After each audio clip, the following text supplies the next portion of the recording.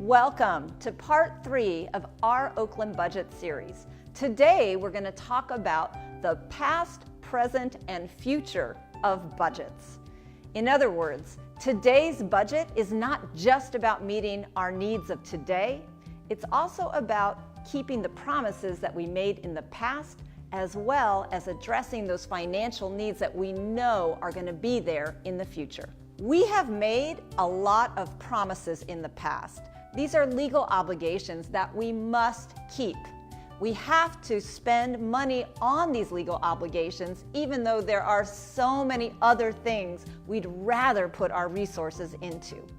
Take, for example, my least favorite, and that is the 1995 Raiders deal.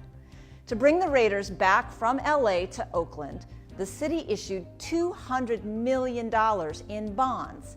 And at the time, they were promised that sales would more than pay for the debt service on those bonds.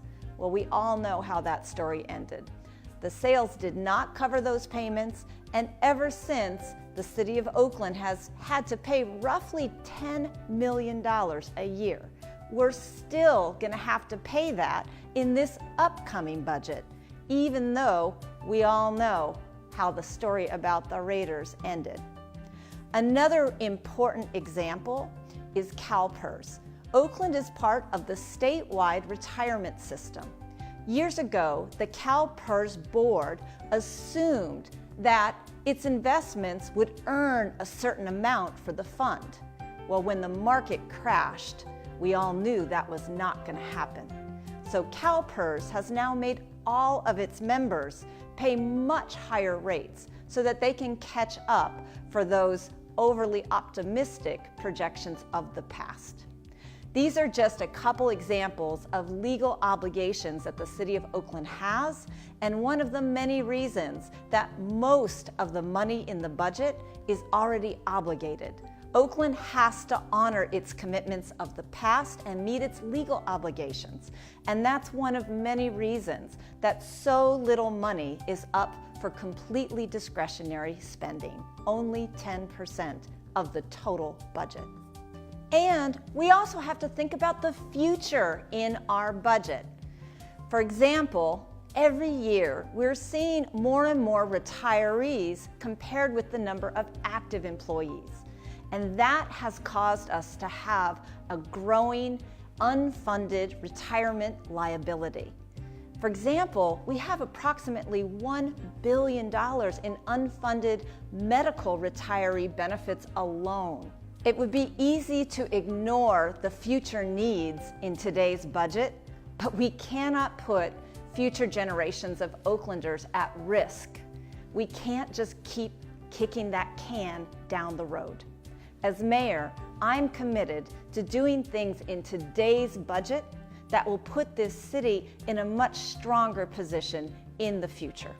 So while it's not so exciting, it's really important, some of the recent things we've done to put Oakland on a much better path for the future, like establishing our first rainy day fund and a new policy to ensure we start paying down those unfunded liabilities.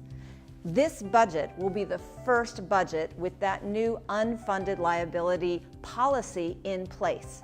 That means 2.5% of payroll is going to be set aside for a trust so that it is waiting there to keep our promises to future Oakland workers.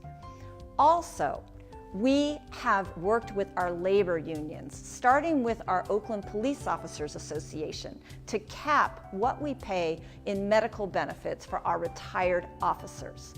Also, the firefighters have done the same. And because of our great first responders, in just the first year alone, we will reduce our unfunded medical retirement liabilities by $175 million. We're also making up for decisions of the past and planning for the future by starting to chip away at all the deferred maintenance on the city's infrastructure. And that really starts with those roads. Now, all of this work is making a huge difference. we are starting to look financially more strong and stable. In fact, we just got our credit rating upgraded to the 3rd highest possible rating with a stable outlook.